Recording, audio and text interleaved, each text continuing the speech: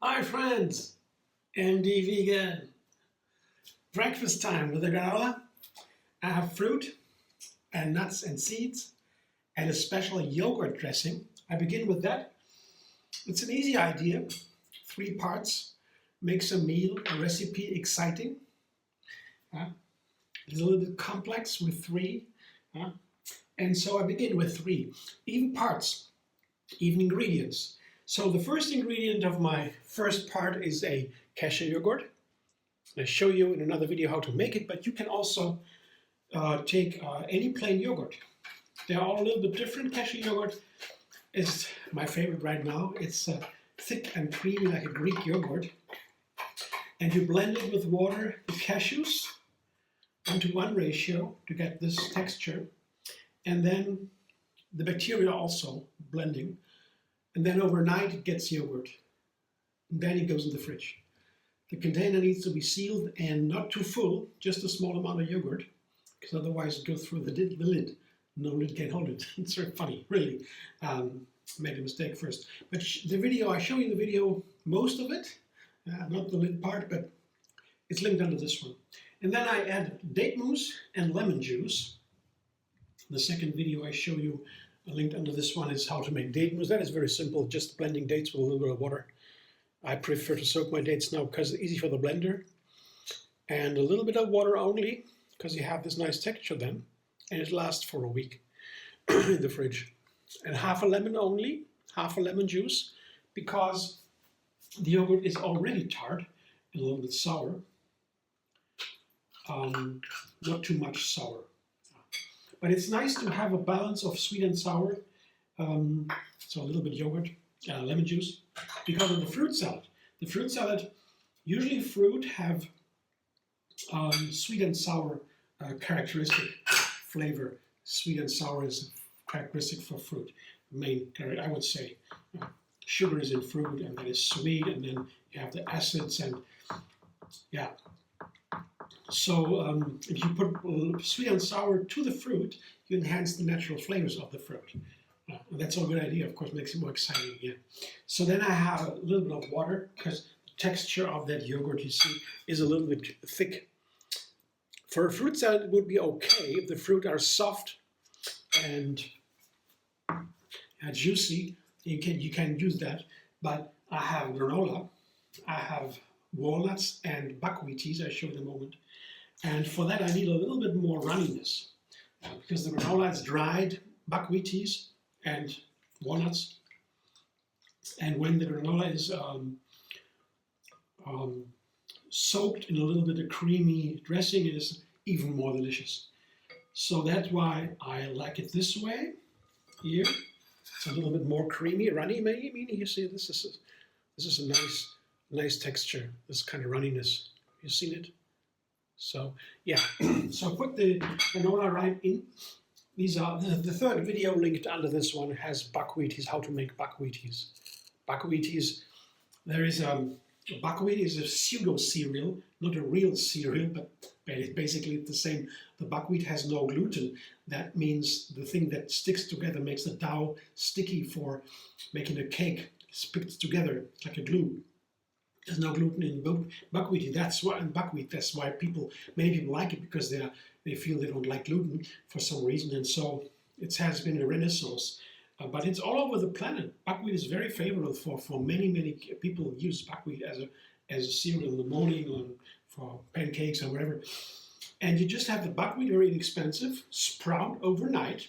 It's very fast, and then the little tails come out, and then I dry it back in the dehydrator. I prefer, or oven, low temperature, and then you have a wonderful granola. You can store that for month and month.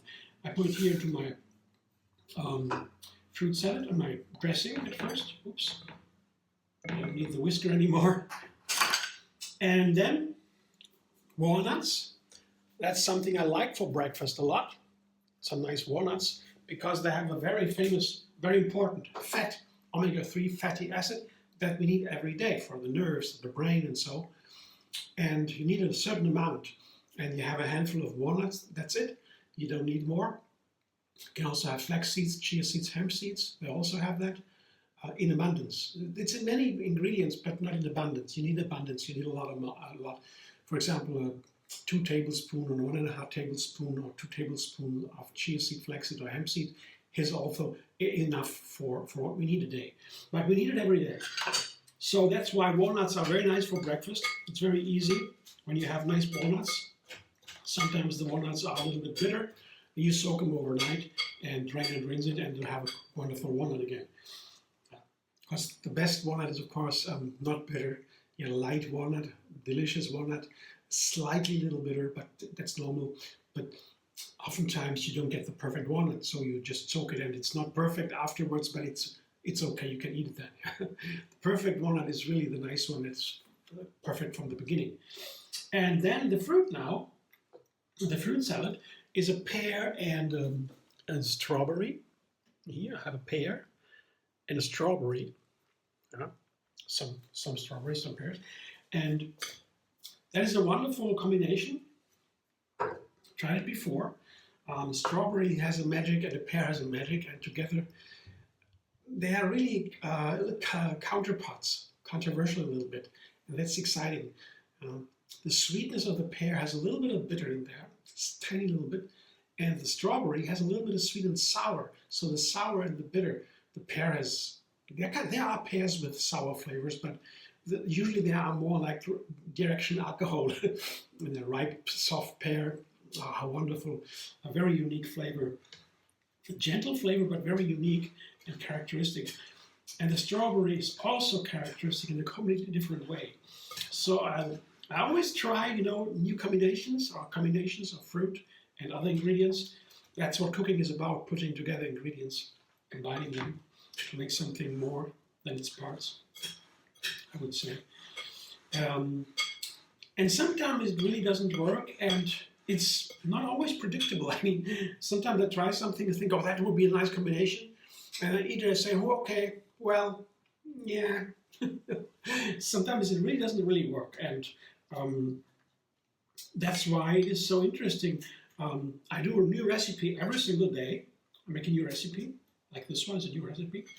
And I never know if it really works out. I mean, sometimes I have a certain experience. I think, well, this recipe will really be good. I know already. Let's see how good. Oftentimes it's like that. Because a new recipe doesn't mean completely new. That means just a small change is needed. Yeah? Something different, one more ingredient or another ingredient or so. It can be very easy, the difference. But it should be different every day. That's my idea, because then I can really enjoy the endless vegan variety. And that's why I make my YouTube channel.